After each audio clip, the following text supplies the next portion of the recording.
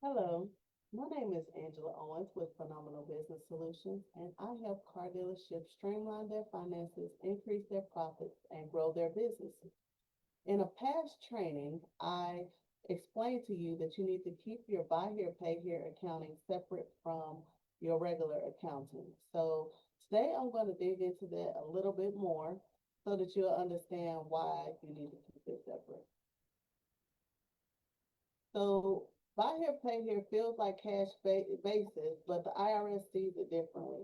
Most buy here, pay here dealers use the accrual method instead of the installment method.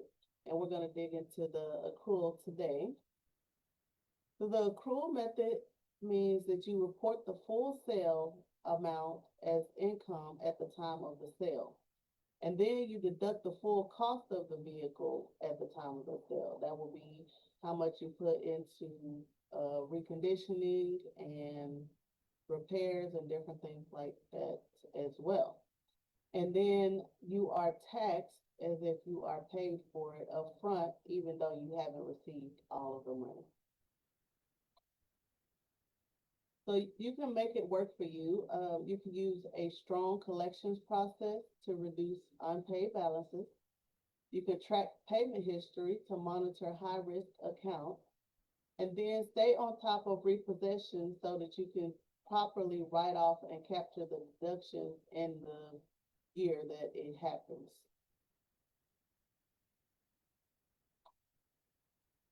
So for example, if you sell a vehicle for $10,000, we're just gonna say there's no interest, no down payment, just to make this a very simple, straightforward example.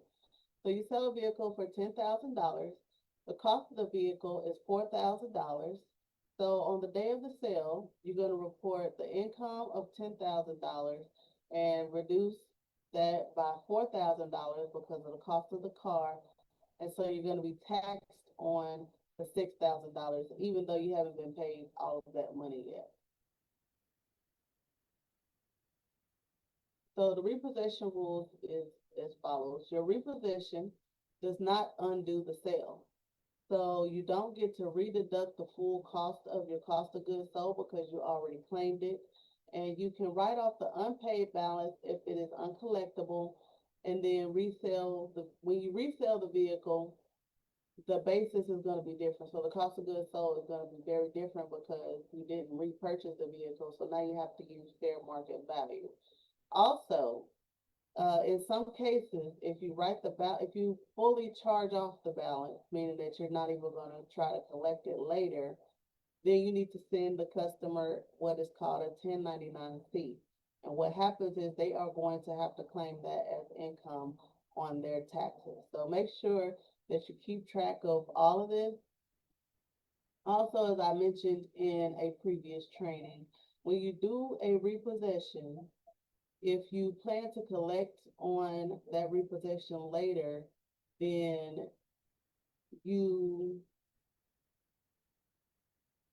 if you try to sell the vehicle, then you're going to have to reduce the amount that the person will have to owe you.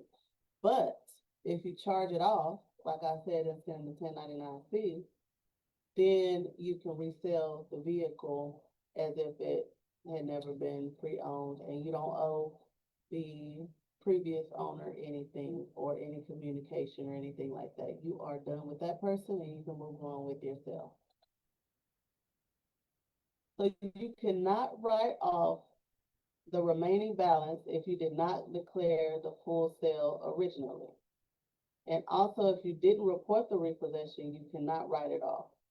And you also need to have records showing that it was uncollectible. So make sure that your paperwork is on point. And with the car dealership industry, paperwork is your guiding force. Like the paperwork is going to almost always save you from any situation that you could possibly end up in. So if a customer finances the tax title and license, you're still going to track that separately. You're going to use a liability account on your statements to hold the funds and expense them as they are paid out. These are not income, so please do not report that as income.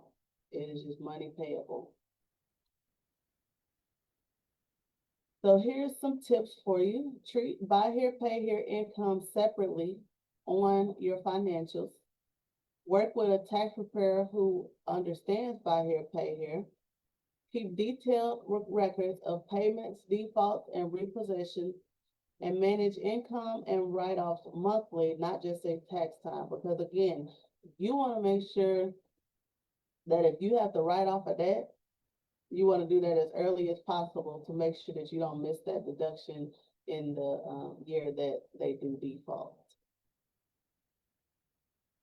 And if you need assistance with keeping up with your buy here, pay here program, or really anything in your car dealership, I would love to sit down and assist you. So you can book your free profit and cash flow analysis with me at angelaJowens.com/calendar.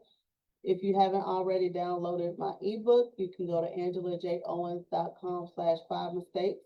It talks about the 5 mistakes that keep your car dealership from going out of business.